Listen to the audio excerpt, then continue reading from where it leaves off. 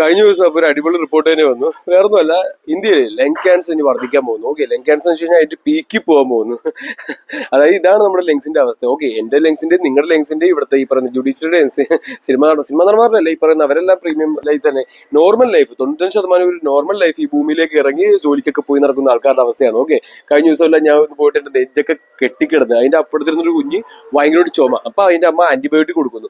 അതായത് ഈ പറഞ്ഞ എയർ പൊല്യൂഷൻ കൊണ്ടാണ് ഈ ഒരു വിഷം ഉള്ളിൽ പോകുന്നതുകൊണ്ടാണെന്ന് തിരിക്കാറുകൾ ആ ഒരു വിദ്യാഭ്യാസം അല്ലെങ്കിൽ ആ ഒരു അറിവോ അല്ലെങ്കിൽ മീഡിയസ് വഴിയാണെങ്കിൽ പോലും ഒരു ചുമ കുത്തി ചുമ വരുമ്പോൾ അത് വൈറസിനൊക്കെ വെച്ച് കൊടുക്കുന്നു. ഓക്കെ, അപ്പൊ ഒരു കംപ്ലീറ്റുള്ള വിദ്യായ ഒരു സിസ്റ്റം, അതോടൊപ്പം തന്നെ ഡോക്ടർമാരെന്നുള്ള ഫൂൾസ്, ഘോരമായ ഫൂൾസ്. എന്നിട്ട് ഇതൊന്നും ഒരു പ്രതിരോധിക്കാതെ ഈ പറയുന്ന ലങ്സ് എല്ലാം ഇങ്ങനെ പോയി ലങ് ക്യാൻസർ എല്ലാം ഇങ്ങനെ കൂടുന്നു.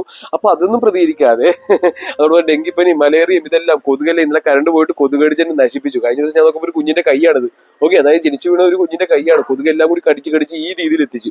അപ്പോൾ ഇതൊന്നും അവർ സ്റ്റോപ്പ് ചെയ്യുന്നില്ല. എന്നിട്ട് സെർവിക്കൽ ക്യാൻസറിന് വേണ്ടി പിന്നെ വാക്സിൻ വെക്കാൻ വരുന്നു. ഓക്കെ, എന്തൊരു ബുദ്ധിഹീനതയാണിത്.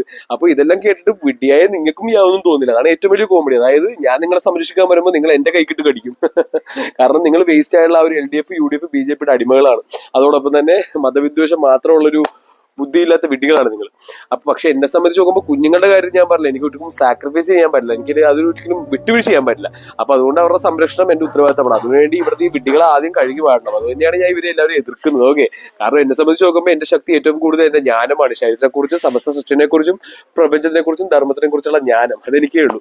അപ്പൊ ഈ പറയുന്ന ദുബായ് എല്ലാം 1925 ഈ രീതിയിലാണ് നിർണ്ണയിച്ചത്. ഓക്കെ, എന്നിട്ട് ഇപ്പൊ കണ്ടില്ല, ഏറ്റവും പെർഫെക്റ്റ് ആയിട്ട് നിൽക്കുന്നുണ്ട്. ഓക്കെ, നല്ല അത്യാഡംബരമായിട്ടുള്ള സ്ഥലം. അപ്പൊ അങ്ങനെ വെച്ച് നോക്കുമ്പോൾ 2025 കാണുന്ന ഒരു കൊച്ചി അല്ലെങ്കിൽ ഇന്ത്യ ആയിരിക്കില്ല 2125 ഉണ്ടാവും. എനിക്ക് അത്ര നാളൊന്നും വേണ്ട. ഓക്കെ, 2050 തന്നെ ഞാൻ എന്റെ പെർഫെക്റ്റ് പ്ലാൻ അലൈൻ ചെയ്യും. അതായത് ആ ഒരു ഗ്രീൻ എർത്ത്. അതിന് ഏറ്റവും പ്രൈമറി ആയിട്ടുള്ള ഏറ്റവും ഒരു കോൺസ്റ്റൻസ് ആയിട്ടുള്ള കാര്യം എന്ന് വെച്ച് കഴിഞ്ഞാൽ ഞാൻ പറഞ്ഞില്ല, എല്ലാ കാര്യവും എന്റെ കൺട്രോളിൽ തന്നെയാണ്. The world, the people, the rules, the system, everything will change in my favour. നമ്മുടെ UDF ഇതാണ് കണ്ടില്ലേ, പുതുയുഗ യാത്ര. യുഗം എന്നുള്ളത് എന്റെ വാക്കാണ്. എന്റെ വീഡിയോസ് എല്ലാം നിങ്ങൾക്ക് കാണാം, വിഷ്ണുയുഗം, സത്യയുഗം. അപ്പൊ പുതുയുഗ യാത്ര അത് അവിടെ തുടങ്ങി. അതോടൊപ്പം തന്നെ കേരളത്തിന്റെ ആ ഒരു പടം നോക്കിയേ, ഫുൾ പച്ചപ്പ്.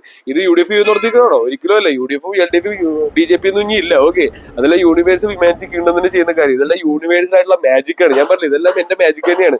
VD സതീശൻ ആണെങ്കിലും അവരെ കൊണ്ട് ആ ഒരു പോസ്റ്റർ ഉണ്ടാക്കിച്ചാണെങ്കിലും ഇതെല്ലാം ഞാനല്ല, യൂണിവേഴ്സ്. ഓക്കെ, അപ്പോ ഭാവി ഓൾറെഡി പ്രിഡക്റ്റബിൾ ആണ്. അതുകൊണ്ട് തന്നെ ഇവിടെ നടക്കുന്ന ഈ യുദ്ധങ്ങളും ഈ പറയുന്ന കുഞ്ഞുങ്ങളുടെ കാര്യങ്ങളും ഈ വാക്സിൻസും കുഞ്ഞുങ്ങളെല്ലാം ഇതുപോലെ വാക്സിൻ കുത്തി. ഓക്കെ, അപ്പൊ ഇതെല്ലാം തടയേണ്ട സമയം എത്തി. അപ്പൊ തടയാനാണ് ഞാൻ വന്നിരിക്കുന്നത്. ഓക്കെ, അവര് കമ്പ്യൂട്ടർ എന്നുള്ളൊരു വിഷം ഇതുപോലെ പയ്യനെ കൊണ്ടുവന്ന് ഇപ്പൊ നമ്മുടെ കുഞ്ഞുങ്ങളെല്ലാം അഡിക്റ്റായി, യാതൊരു ബുദ്ധിയില്ല, ശക്തിയില്ല, അറിവില്ല, വിഡ്ഢികളായി മാറി. അപ്പോൾ ഇതെല്ലാം കഴുകി മാറണേ. കുഞ്ഞുങ്ങളെല്ലാം എനിക്ക് പ്രകൃതിയിലേക്ക് ഇറക്കി വിടണം. എങ്ങനെയാണോ 1955 അല്ലെങ്കിൽ നമ്മൾ മനുഷ്യര് എങ്ങനെയാണോ ജീവിച്ചത് അതുപോലെ ആക്കുന്നതാണ്. യന്ത്രങ്ങളല്ല നമ്മൾ. ഓക്കെ, അപ്പൊ മനുഷ്യരാക്കുന്നതാണ് ഞാൻ.